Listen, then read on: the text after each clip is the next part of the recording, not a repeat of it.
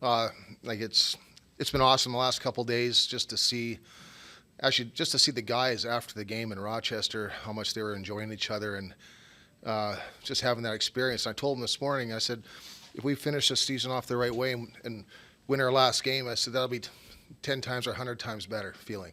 And I thought we had a good practice today, but I get enjoyment out of just seeing everybody else enjoy it. Um, I've been fortunate to be here before, so I'm taking it all in, and you're kind of like a proud dad watching your kids succeed.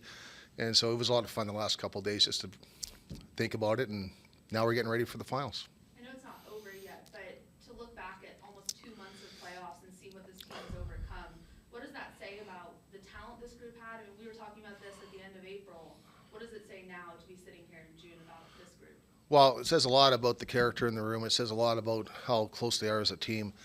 And we talked about it. You can have as much talent as you want, but how close our guys are, it's incredible.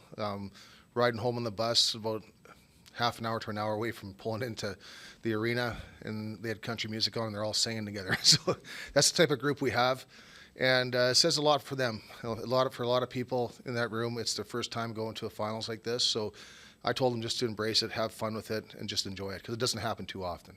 What have you told, I mean, you and I think only a handful of other guys have been to a final before. What have you told the guys who have never experienced it before, what a final is like? Well, I think the guys that have been there before, we just talked about our experience, about how special it really is. And you have to seize the opportunity because it may not ever happen again. You know what? Making the playoffs is one thing, but then when you go to the final round and hopefully you succeed, like it's an unbelievable feeling. I've always said it, like, when you win a championship, you're a champion for life. Yeah, nobody can take that away from you. And I told him, I said, your lives are going to change if this happens because everybody wants a winner, and it doesn't mean just in the hockey world. Everybody, if they have a different career after hockey, everybody wants a winner. And so I just let them know that let's seize this opportunity. It's not going to be easy. It doesn't matter who we play. It's going to get tougher and tougher. And so we talked about that this morning before the practice. And like I said, I loved our practice today. The guys worked hard. How do you deal with the uncertainty of not knowing who you're playing? You may find out early tomorrow morning, obviously. Yeah. How do you deal with that? Well, we started watching that series because it was one of those two teams. So yesterday, the coaching staff was in here and we're just going over the games and just watching certain tendencies on both teams. Obviously, Coachella's up 3-2. They could end it tonight. And, it doesn't matter. When we're watching the games, it doesn't matter who we play. It's going to be difficult. And so we're trying to just get some kind of indication how both teams play because we haven't seen them all year. And we're also doing our legwork, talking to different coaches in the league that have played against them, just to get an idea of what we're up against. And then if we do find out, now like the real preparation starts. Now we have to go through video and make sure we're preparing our guys the right way. For the guys who could be on the NHL bubble next year, like Alexei and Connor and Beck, what does an extended playoff run do for them? Oh, it's so valuable. It really is to go through this experience. Doesn't matter if you're 28 years old or 20 years old. Going through the grind of the playoffs and going deep, it really is a grind. And until you experience it, you don't know how hard it is. You saw how hard our guys practiced today.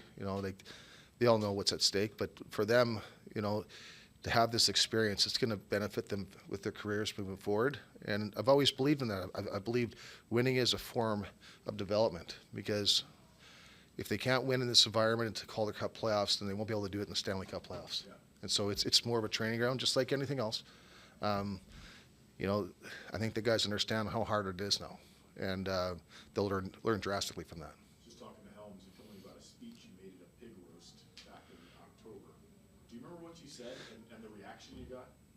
I said to them, it's good to be with all you guys and your wives and girlfriends. And I said, I'm putting this in place right now. We're here to win a Calder Cup. And I referenced that all year at certain points. And if we had an off night, I just told them, I said, if this happens in the playoffs, we'll be out. So remember at the start of the year, we had a hard time keeping leads. Okay, well, it's death in playoffs. And but our guys have learned from it, and like I said before, we figured it out by April. So, Having been down this path before, how much harder does the final get? Like Rochester put you through a tough test. well, it gets harder and harder. It'll be tighter checking. People are zeroed in with their system work. It's up for us as a coaching staff to make adjustments. We had to make quite a few adjustments against Rochester to counter their their rush, but it gets tougher and tougher. Let's face it, nothing's easy. It doesn't matter who you face in the finals. It's going to be difficult. Everybody's going to be amped up. Whoever we face, they'll be amped up to play against us. It's just a really exciting time for everybody, and I think the heart is what makes it great. Just in terms of, what did Rochester put you guys through? That maybe you haven't seen before. Just playing against their rush. They were a team that could manufacture offense off the rush, even if we had people back. They found a good way. They wanted to attack us through the middle of the ice, and we tried to take the middle ice away, but they still found a way to do so. But we made it more difficult for them, and they did put us through a grind. 1 goal game. It was only 1 goal scored. Suvan was playing great. Shep played unbelievable. You need good goaltending this time of year. We had it, and so did they. But I tip my cap to the coaching staff of Rochester. They had their guys play real hard for them, and they're a really explosive offensive team. And the games we won, we really had to shut them down. And but they're a really good team off the rush. I thought Charlotte was good, but this team was a fast team in Rochester, and their transition game was really quick. In a best of 3 or a best of 5, how much different is that from a coaching standpoint for like the chess match? Whereas if you go 6 or 7 games, maybe now you're down to 3 or 4. Well, that's the fun part about coaching in the playoffs is in a 7-game series, both coaches are making adjustments, and you'll make adjustments during the period, like throughout the game. You have something in mind that you want to do, maybe on a set breakout, they counter that. Now we have to change. And it's taken this long, 8 months, for our guys to realize, okay, now we have total buy-in from the players, which is great. So I can make those adjustments very easily on the bench, saying, hey, we're going to this set breakout. And the guys do it right away. But that takes time. The Christmas time, I wouldn't be able to do that because our guys would be like, which one's that? And but the guys have really bought in. And like I said, it's a fun time to coach this year because it's a 7-game series. Both coaches are, well, if we do this, they might do this, and encounter each other. But that's the fun part.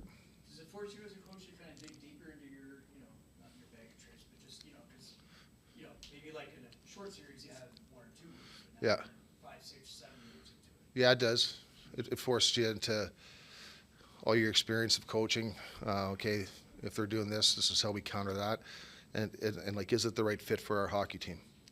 Because every hockey team's different, the personnel and the way you play.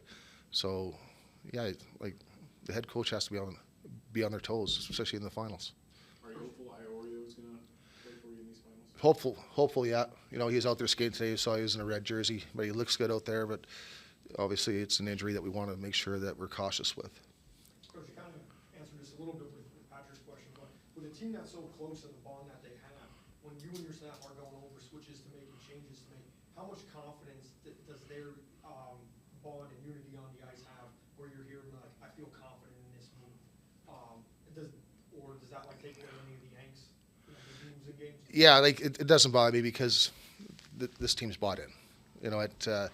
You have the guys that aren't playing, healthy scratches that want to play, and they're the first guys down in the locker room to high-five all the guys coming off the ice. And so, I'm not worried about that. They're bought in. We can change. We can do something totally different we haven't done all year, and the guys will buy in. And that's the coaching staff's job over the course of the year to earn that trust from the players, and it works both ways. But that takes time, and we feel very comfortable if we have to make some changes. The guys are bought in. For instance, last game, we talked about it after the first period. Suvan's playing so well, just try to manufacture goals. So we said, if you're going down the wing and you have guys driving the net, throw it at his pads. Maybe he'll kick it or rebound. We scored a goal like that. So it makes me smarter than I really am. You know what I'm saying? But the guys, oh yeah, it does work. So no, the guys are great for adjustments, and I'm not worried about that. Do you have to be cautious about making the moment too big? We've talked about how Yep. important it may be to win, but is there some controlling the emotions for these guys too? Yeah, I thought in Game 3 against Rochester, we were way too emotional, starting with me, because we all wanted and it trickled down to the team, and so we talked about it. We have to stay even keel. Doesn't matter if you win or lose. We got to keep our emotions in check, because it's going to be I'll put it this way: if you're not emotional in the playoffs, then you shouldn't be playing the game. Our guys are way too emotional, including myself and my other assistants. So we talked about that before Game 4, and it helped because we were down 2-0 in that game. We stuck with it, and we came through with the win. So you got to keep it even keel. It's cliche, but you can't let your highs get too high and your lows get too low. Can you speak just in maybe general terms to the styles Coachella Valley and Milwaukee bring to the table? From what I saw yesterday, and like this is a small sample size. Coachella can score goals. Like they're like Rochester and Charlotte, and Milwaukee, they can score as well, but they're a big, heavy team similar to what we saw against Hartford. So we have to dive into it more once we find out who our opponent is, and we'll make sure we do our homework so the guys go out there and there's no surprises. I don't like surprises when you play the game of hockey, especially in the playoffs.